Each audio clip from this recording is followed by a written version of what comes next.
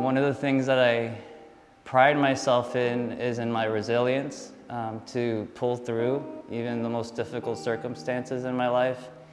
And I think that's where the direction of my work is going, exploring and also talking about resilience that I see in nature, but resilience that I also see in the female figures in my life that are here and no longer here.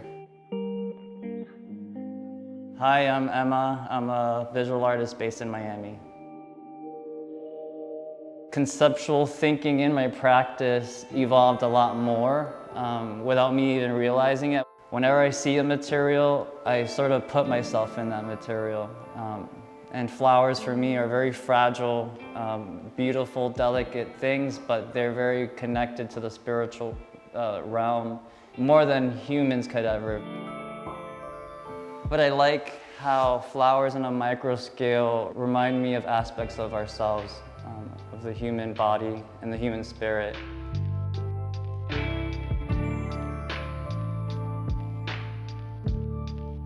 The work that I'm doing in this residency through MOAD at NDC Padrón campus is towards my solo show in the spring. And the work is exploring this idea of resilience. And I definitely could foresee now that the flowers that I've been creating are more like weeds. And when I realized that that was going on, I really liked that idea that these flowers are weeds that just blossom, rain or shine, whether man-made decided to cover this land with pavements or an architectural building. Nature will always find a way to exist in the space where it used to. Some of the paintings that you'll see here, they're very reminiscent of that notion, penetrating through ground or being destroyed from the ground and being torn apart, but then creating new life in the process of that. It's all metaphors when you come to think about it. And a lot of it has to do, again, with me, imposing myself onto these things and seeing myself in a plant that is falling apart, or a plant that, is still sprouting, even though it's in an environment that's not conducive for it to thrive fully, but it'll find a way. It always does. When I was little, I used to draw with my parents' car keys on the wall, and it was something that I discovered by chance. I would do these little small drawings that weren't really noticeable because it was lightly marked, but then over time those marks would get darker and darker because the metal rubbing would oxidize. And so things like that I bring into my practice again, and I now create these abstract environmental drawings only with brass brushes. And brass brushes are only used to polish rusted pipes. But I like using tools or materials in an unorthodox kind of manner, and I think in a sense that has to do with me wanting to, not feel constrained by my limitations. Not letting things hold me back and finding ways to keep, moving forward. I feel like I'm completing like a full circle. When I decided to go back to school, I was turning 24. And in my past, I used to have, hold-ups about pursuing an academic career or just going to college. I registered at MDC Wolfson campus, and while I was there, I was majoring in environmental science. I needed a little bit of a break from the math, and so I took a drawing class as an elective, and also to take a break. And within the month of taking a drawing 101 class, my professor, Shaban McBride, she was the one that encouraged me to pursue art. She helped me build a portfolio. I applied to New World. It was the only school that I applied to at the time because my heart was split. My two passions have always been science and art. Growing up, I wasn't really sure what direction to go to. While I was at New World, I came into that school with an open mind. So when I came out, my BFA work, I decided to, look within, and where that takes me is to my past. And so I started to make works using drywall, because for me, walls are an extension of the human body. When I walk into a space, whether it's a gallery space or someone's home, I often find myself more interested in the footprints and the scratches that are left on the walls, the scars, the stains. Because for me, it tells me the story of what happened in that space without someone having to tell me anything. And I think that, again, it's like the scientist in me that's always curious to know what existed there before. The work that I started to explore was all about hiding and blending in as a form of survival. The thing I like the best about the work is it always makes you feel something. And of course, that's every artist's goal. When you look at it, it takes you to a place that you didn't expect to go. For me, for a lot of the paintings, when you're asking yourself, well, who's in there? The answer is always you.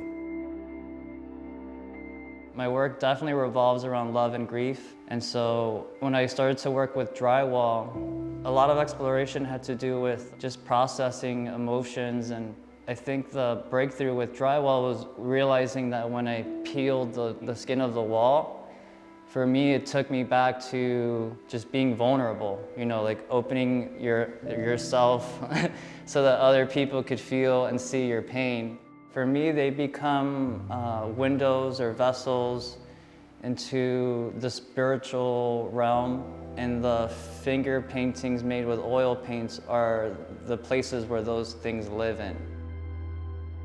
My work is personal.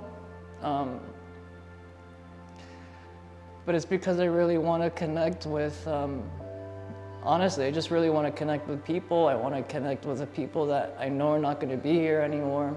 And that could be anyone. It could be you. It could be people that I meet here.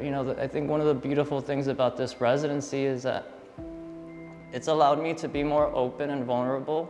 And in doing so, students now could have like a faith in themselves again, because some students have felt defeated in their own journey, and sharing my journey and my struggles with them and how I'm able to overcome them by being real, not trying to be an idea that I know I'm not for the sake of fitting in. I'm familiar with this work over a long period of time because they were my student in 2017, I think. One of the things that I think is most important in the work in general is the evolution. There was tremendous growth from work to work, chances taken, experiments, and so for me, that's the measure of a really, really significant body of work. So that's what I believe we have here. The whole intention around these ephemeral flower sculptures are for people to interact with the work, because I want people to experience what I experience when I'm, playing around with material. And so I encourage people to stand on the installation, to leave their body imprint. The whole point of that is to show that we're on the same situation, we're on the same footing. We live different lives, but we're both humans and we're both hurting and we're both, trying to find love and trust and finding our way in this place. And so footprints and body prints is me trying to tell a viewer that there's been people before us that are dealing with the same journeys that we're dealing with today, and that you're not alone. There's a sort of this bridge between abstraction and representational. Maybe the roots of it are in landscape, but it starts to become very, very much about the mark, the gesture, the accumulation of those marks. From all of that to this comes the void. So suddenly, in the middle of this work is a very mysterious, layered void out of the exploration of the abstraction and the mark making. Who knew it was going to end up there?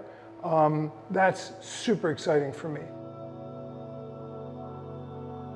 My HIV status and The virus in general does play a huge role in my work. I was diagnosed in my early 30s. After that, the pandemic happened, and then I lost my grandma, I lost my studio, I lost work. I was just dealing with so much stuff and not really being able to channel it in a healthy way.